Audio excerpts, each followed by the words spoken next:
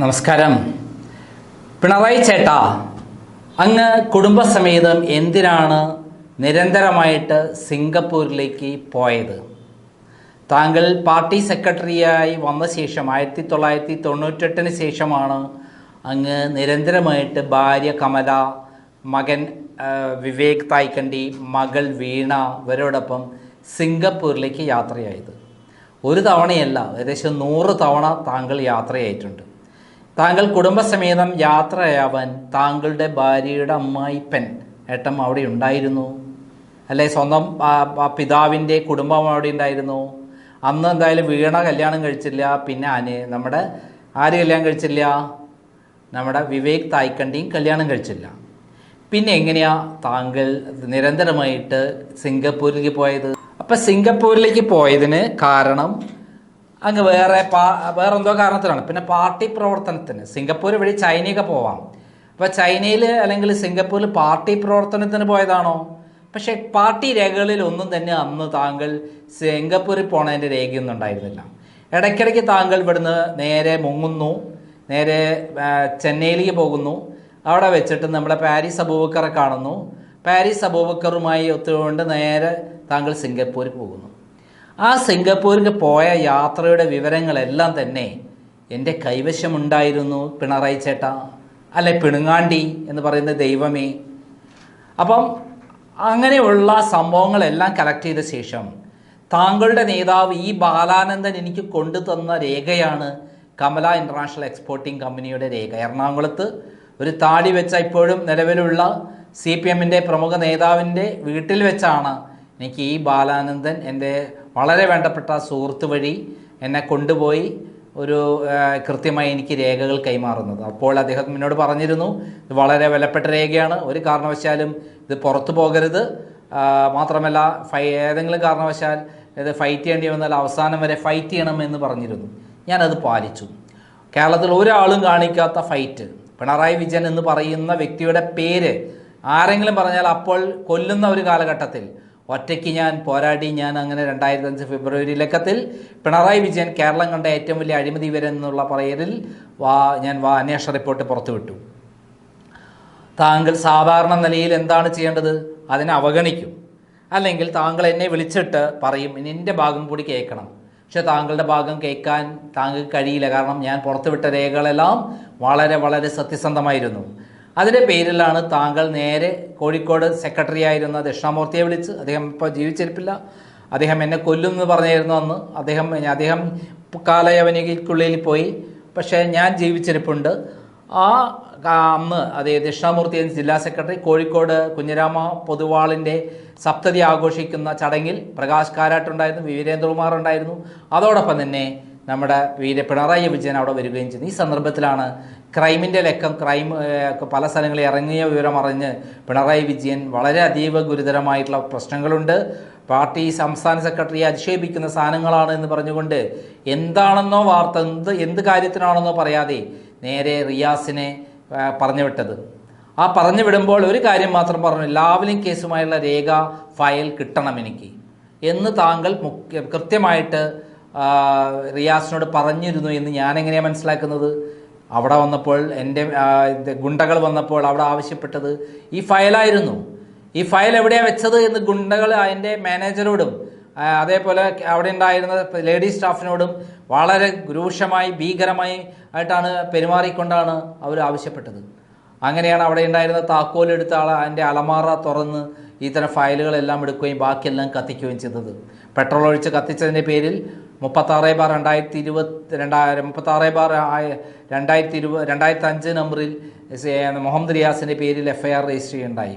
അതേപോലെ 34/2005 എന്നുള്ള പേരിൽ മറ്റൊരു FIR രജിസ്റ്റർ ചെയ്യുകയുണ്ടായി. അപ്പോൾ ഈ കേസിൽ തന്നെ എൻ്റെ മൊഴി കാരണമാണ് മുഹമ്മദ് റിയാസ് രക്ഷപ്പെട്ടത്. കാരണം അദ്ദേഹം 2 ഇലക്ഷനിലും ലോക്സഭാ ഇലക്ഷനും തോറ്റതോടെ ജനങ്ങൾ പാഠം പഠിപ്പിച്ചു എന്നുള്ള പേരിൽ അദ്ദേഹത്തിൻ്റെ ഭാവി നശിപ്പിക്കേണ്ട എന്ന് കരുതിയാണ് ഞാൻ ആ ക്രിമിനൽ കേസുകളിൽ എൻ്റെ മൊഴി ഞാൻ കൊടുത്തത്. അപ്പം ഇപ്പോൾ പിണറായി വിജയൻ വീണ്ടും പറഞ്ഞുകൊണ്ടിരിക്കുന്നത് കമല ഇൻ്റർനാഷണൽ എക്സ്പോർട്ടിംഗ് എന്ന് പറഞ്ഞ കമ്പനി ഉണ്ടായിരുന്നില്ല എന്ന് പറഞ്ഞുകൊണ്ടൊരു കഥ പറഞ്ഞുകൊണ്ടിരിക്കുകയാണ്. അപ്പോഴാണ് ഞാൻ ചോദിക്കുന്നത്, എന്തിനാ മോനെ പിണറായി അവിടെ ഭാര്യനെയും ഭാര്യ കമലേച്ചിനെയും അതേപോലെ നമ്മുടെ വീണക്കുട്ടീനെയും അതേപോലെ വിവേക് മോനെയും കൊണ്ടിട്ട് സിംഗപ്പൂരിലേക്ക് നിരന്തരമായിട്ട് യാത്ര ചെയ്തത്? ആ ചോദ്യത്തിന് ഉത്തരം പറയണ്ടേ? ഏകദേശം 100 തവണയാണ് യാത്ര ചെയ്തതിൻ്റെ പേരിൽ, സിംഗപ്പൂരിൽ തുടർച്ചയായി യാത്ര ചെയ്തതിൻ്റെ പേരിൽ നമ്മുടെ പിണറായി ചേട്ടന് എന്ത് കൊടുത്തത്? റിവാർഡ് കൊടുത്തത്. ആര്? Air India. അത് വലിയ വാർത്തയായിരുന്നു, പത്രങ്ങളിൽ വലിയ വാർത്തയെ വന്നതാണ്. അല്ലാതെ നിഷേധിക്കാൻ പറ്റുമോ പിണറായി ചേട്ടാ?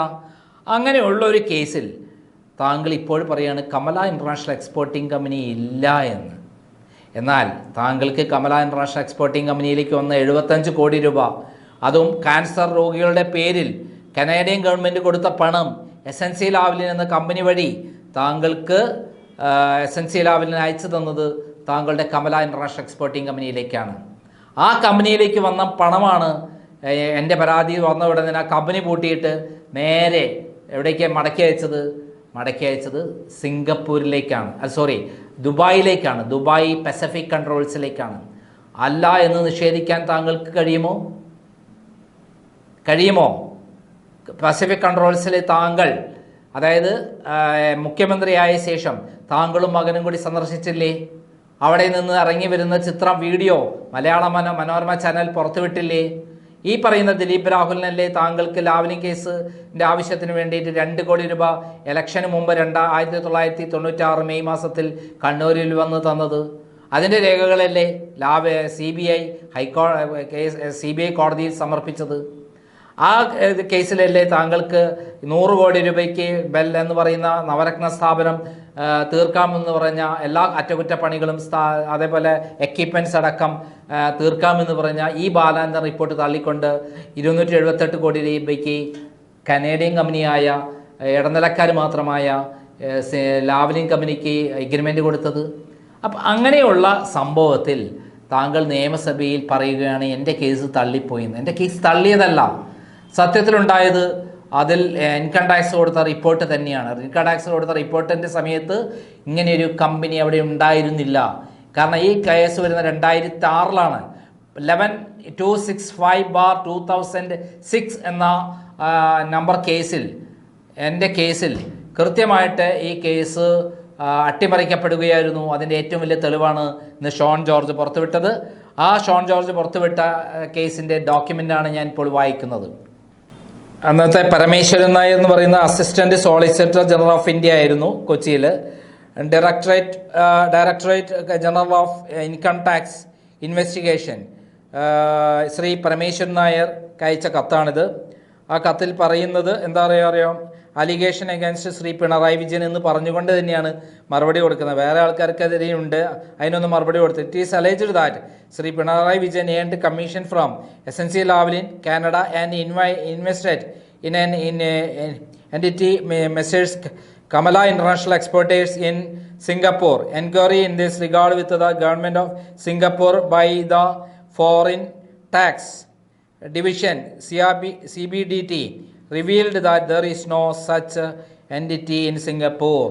അതായത് ഈ കത്ത് കൊടുക്കുന്നത് 24/7/2008 ഈ 24/7/2008 ഈ കത്ത് കൊടുക്കുമ്പോൾ ഈ സിംഗപ്പൂരിൽ ഈ സ്ഥാപനമില്ല.